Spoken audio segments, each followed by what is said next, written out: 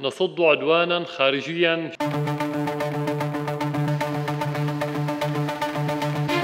4 মাসের ব্যবধানে বাংলাদেশে শেখ হাসিনা সরকারের পতনের ঘটনাগুলোর পুনরাবৃত্তিই যেন ঘটল মধ্যপ্রাচ্যের দেশ সিরিয়ায়। বিদ্যুৎ গতিতে বিদ্রোহীদের ক্ষমতা দখল, স্বৈরশাসক আসাদের পলায়ন, সেই একইভাবে ফ্লাইট ট্র্যাকারে কোনো চিহ্ন না রেখে বন্ধু দেশে আশ্রয় গ্রহণ, সবটাই যেন একই সুরে গাঁথা। মাত্র 12 দিনের মাথায় অপ্রতিরোধ্য গতিতে রাজধানী দামেস্কে পৌঁছে যায় বিদ্রোহীদের জয়যাত্রা। রাজধানীতে এসে প্রথমেই স্বৈরশাসক বাশার আল আসাদের পিতা হাফেজ আল আসাদের মূর্তি টেনে হিচড়ে মাটিতে নামান তারা। পরাজয় সামনে দেখে সমর্থকদের কথা না ভেবেই জীবন নিয়ে পরিবারসহ দেশ ছাড়েন বাশার আল আসাদ। একমাত্র ওয়ালটন এসি দিচ্ছে 1 বছরের রিপ্লেসমেন্ট গ্যারান্টি।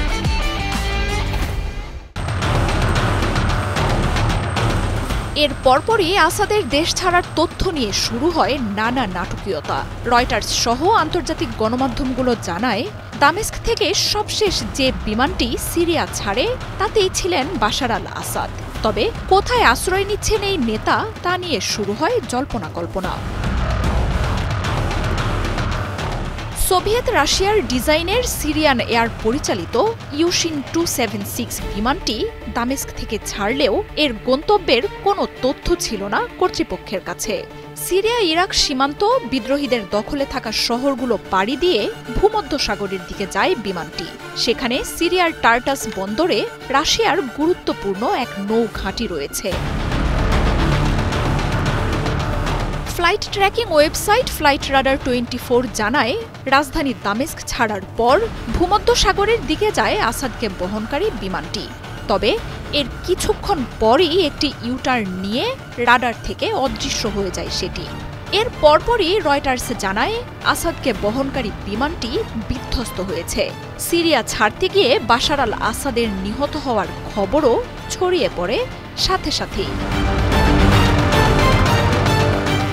54 বছর ধরে মধ্যপ্রাচ্যের এই দেশটিতে চলছিল পরিবারতান্ত্রিক শাসন। 29 বছর ক্ষমতায় থাকা বাবা হাফেজ আল আসাদের মৃত্যুর পর ক্ষমতায় আসেন বাশার আল আসাদ। ক্ষমতায় আসার পরই বিরোধীদের শক্ত হাতে দমন করেন তিনি। তবে 5 দশক ধরে জমা হওয়া পুঞ্জীভূত ক্ষোভের পরিণতি যে কখনোই সুখের হয় না, সেই শিক্ষা নিতে পারেননি বাশারও। দেশের জনগণ সাথে না থাকলে শক্তিশালী পরাশক্তি দেশের সমর্থনও যে ক্ষমতা টিকিয়ে রাখতে পারে না তা ভুলে গিয়েছিলেন এই সরকার প্রধান। পরে অবশ্য রাশিয়ার পক্ষ থেকে জানানো হয়, মস্কোতে অবতরণ করেছে আসাদকে বহনকারী বিমান। সেখানেই পরিবার সহ রাজনৈতিক আশ্রয় দেয়া হয়েছে সিরীয় প্রেসিডেন্টকে। দামেস্ক ছাড়ার আগে প্রেসিডেন্ট পদ থেকে সরে দাঁড়ানোর পদত্যাগপত্র দিয়ে এসেছেন বাশার আল আসাদ। 24 বছর ক্ষমতায় থাকা আসাদকে সিরিয়ার শাসন ও বিদ্রোহীদের দমনে গুরুত্বপূর্ণ সহায়তা দিয়েছে রাশিয়া। তবে এত কিছুর পরও শেষ পর্যন্ত দেশ ছেড়ে অপমানজনক এক পলায়নই ছিল আসাদের ভাগ্যে। চলতি বছরের 5 আগস্ট ছাত্র জনতার অভ্যুত্থানে প্রায় 1.5 দশকের স্বৈরশাসনের অবসান ঘটে বাংলাদেশে। শেষ মুহূর্তে সামরিক বিমানে চেপে পরিবার নিয়ে ভারতে পালিয়ে যান সাবেক প্রধানমন্ত্রী শেখ হাসিনাও।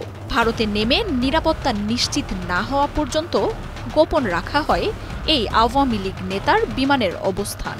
রাডার থেকে মুছে ফেলা হয় বিমানের গতিবিধি। ছিল না ফ্লাইটের অবতরণের সুনির্দিষ্ট তথ্যও। ক্ষমতায় থাকার সময় ভারতের একচেটিয়া সমর্থন পাওয়া শেখ হাসিনাও বেছে নেন নিজের মিত্র দেশটিকেই। মার্জিয়া উপমা, ৭১।